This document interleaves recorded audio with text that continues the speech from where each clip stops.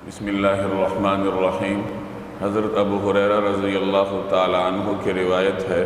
کہ نبی کریم صلی اللہ علیہ وسلم نے ارشاد فرمایا، جس کا مفہوم یہ ہے کہ پیر اور جمعرات کے دن جنت کے دروازے کھول دیے جاتے ہیں اور ہر اس شخص کی مغفرت کر دی جاتی ہے جس نے اللہ کے ساتھ کسی کو شریک نہ ٹھہرایا ہو سوائے اس شخص کے جس کے دل میں کسی مسلمان کے بارے میں کوئی بغض یا کینہ ہو، تو اس کے بارے میں فرمایا جاتا ہے کہ ان دونوں کو چھوڑ دو یہاں تک کہ یہ آپس میں صلح کر لیں۔ یہ جملہ رسول اللہ صلی اللہ علیہ وسلم نے 3 دفعہ ارشاد فرمایا کہ اس کے بارے میں کہا جاتا ہے کہ ان دونوں کو چھوڑ دو یہاں تک کہ یہ آپس میں صلح کر لیں۔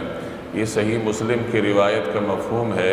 جس میں پیر اور جمعرات کے دن کی فضیلت کا بیان ہے کہ یہ دو ایسے مبارک دن ہیں جن میں جنت کے دروازے کھولنے کا حکم ہوتا ہے اور اللہ تبارک و تعالی مسلمانوں کی عمومی مغفرت فرماتے ہیں سوائے 2 لوگوں کے، ایک وہ آدمی جس نے اللہ کے ساتھ کسی کو شریک ٹھہرایا ہو، اور دوسرے نمبر پر وہ آدمی جس کا کسی مسلمان سے کوئی بغض ہو، اختلاف ہو، اس کے دل میں کسی کے بارے میں کینہ ہو۔ ان 2 لوگوں کے سوا اللہ تبارک و تعالی مسلمانوں کی عمومی مغفرت فرماتے ہیں۔ پیر اور جمعرات کے دن کو کئی اعتبار سے فضیلتیں حاصل ہیں۔ پیر کے دن جناب رسول اللہ صلی اللہ علیہ وسلم کی ولادت ہوئی۔ آپ صلی اللہ علیہ وسلم ان دونوں دنوں کا یعنی پیر اور جمعرات کا روزہ رکھا کرتے تھے۔ مختلف روایات سے معلوم ہوتا ہے کہ ان 2 دنوں میں بندوں کے اعمال بھی اللہ تبارک و تعالیٰ کی بارگاہ میں پیش ہوتے ہیں،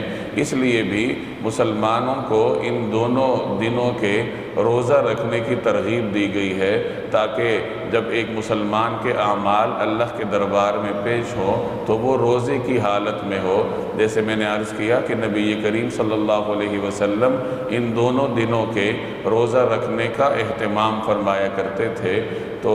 ہمیں بھی کوشش کرنی چاہیے کہ اگر توفیق ہو تو ان دونوں دنوں کے روزہ رکھنے کا اہتمام کرنا چاہیے۔ اور اس کے علاوہ ان دونوں دنوں میں چونکہ اللہ تبارک و تعالیٰ کی جانب سے عمومی مغفرت ہوتی ہے، تو انسان دعا کا اہتمام کرے تاکہ ہمارا نام بھی ان خوش نصیب لوگوں میں درج ہو جائے جن کی اللہ تبارک و تعالیٰ مغفرت فرماتے ہیں۔ اسی طریقے سے